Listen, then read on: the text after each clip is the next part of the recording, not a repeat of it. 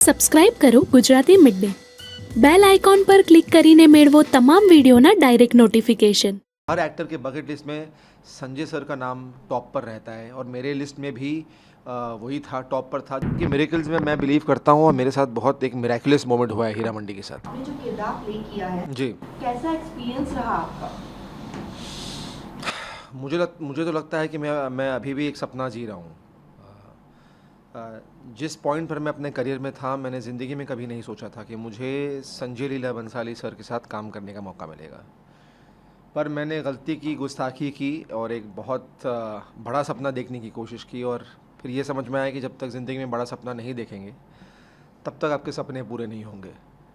तो बहुत ही surreal experience था, बिकॉज़ आप एक ऐसे निर्देशक के साथ काम कर रहे थे जिनको आपने जो आपके ऑब्वियसली बकेट लिस्ट में थे एज एन एक्टर। हर एक्टर के बकेट लिस्ट में संजय सर का नाम टॉप पर रहता है और मेरे लिस्ट में भी वही था, टॉप पर था। जब मुझे याद है, जब मैं गंगूबाई देखने गया था तो मैं इतना एनामर्ड था। ऑफ कोर्स मुझे उनकी सारी फिल्में पसंद है, पद्मावत, रामलीला,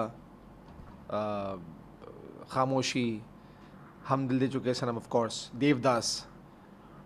तो मुझे यार गंगूबाई स्पेशली देखने के बाद मुझे लगा, यार क्या मुझे ज़िंदगी में कभी मौका मिलेगा क्या काम करने के लिए इनके साथ। और उसी के कुछ महीनों बाद आई एम गेसिंग और मे बी आफ्टर ईयर, जब मुझे श्रुति महाजन जी का कॉल आया और ये बताया गया कि वो ऑडिशन जो है वो हीरा मंडी के लिए, तो फिर मुझे लगा यार मैंने भगवान से जितनी प्रार्थना मैं कर सकता था वो सारी की। हर मंदिर गया, मैंने बोला भगवान प्लीज़ मेरा ऑडिशन सक्सेसफुल हो जाए। लेकिन जब मैंने वो ऑडिशन किया तो अनफॉर्चुनेटली मुझे वो रोल नहीं मिला। और शायद कोई और डायरेक्टर होते, दुख होता, अगर कोई और फिल्म होती या सीरीज़ होती दुख होता, लेकिन इतना दुख नहीं होता। और 2 महीने तक मेरी माँ जो हमेशा चाहती थी कि मैं सर के साथ काम करूं, उनका भी दिल टूटा, उनको भी दुख हुआ। लेकिन भगवान की जो प्लानिंग है उसको आप कभी डिकोड कर ही नहीं सकते।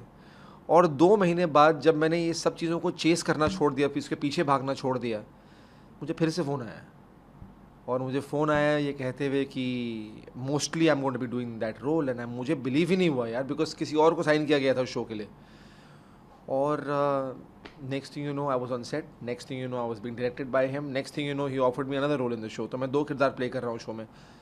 तो मिरेकल्स में मुझे लगता है कि मिरेकल्स में मैं बिलीव करता हूँ और मेरे साथ बहुत एक मिराकुलस मोमेंट हुआ है हीरा मंडी के साथ। सर आपने कहीं ना कहीं इसको मैनिफेस्टेशन किया है इस प्रोजेक्ट के लिए?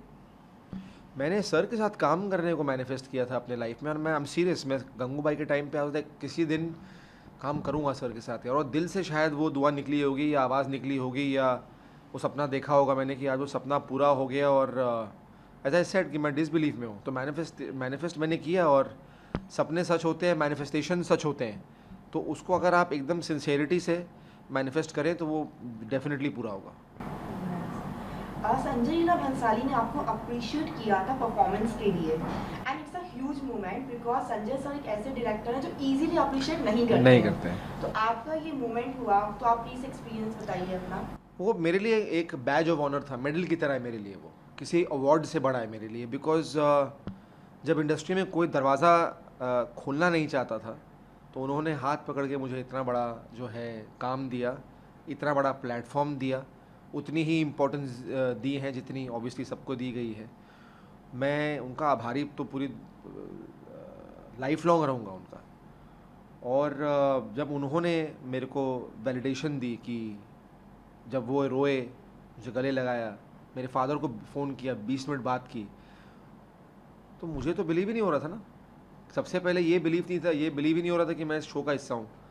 दूसरा, जब मैंने एक टेक में वो 7 मिनट का सीन किया, जहाँ पर sir usually 50 take, 40 take, 30 take लिए जाते हैं, और इतना लंबा सीन, इतना कठिन सीन, मनीषा जी आपके सामने, संजय लीला बंसाली आपको देख रहे हैं, 600 लोग सेट पर हैं, इतना विशाल set, the pressure was humongous. पर मुझे सिर्फ इतना पता था कि ये मेरे लिए लाइफ एंड डेथ है, और अगर मैंने आज अपने आप को प्रूव नहीं किया तो शायद कभी नहीं कर पाऊँगा। तो मेरे लिए ये ज़िंदगी और मौत का सवाल था। जितना भी फिल्मी साउंड करता है ये, पर मेरे लिए एज एन एक्टर, मेरे प्रोफेशन के लिए ज़िंदगी और मौत की तरह था, and I had to deliver. और मैंने बस आंखें बंद की, हनुमान चालीसा 7 बार पढ़ा लाइफ में, और मैं सेट पर गया। और मुझे लगता है कि मैं कंट्रोल में नहीं था जो भी हुआ। आई थिंक कुछ तो एक एनर्जी थी, एक पावर थी। मैंने कहा भी कि एक पॉइंट पर मुझे लगा मेरे फादर का सोल मेरे अंदर है, बिकॉज मेरे फादर इतना चाहते थे कि मैं अच्छा करूं उनके साथ। मैजिकल। બેલ આઇકોન પર ક્લિક કરીને મેળવો તમામ વિડીયોના ડાયરેક્ટ નોટિફિકેશન।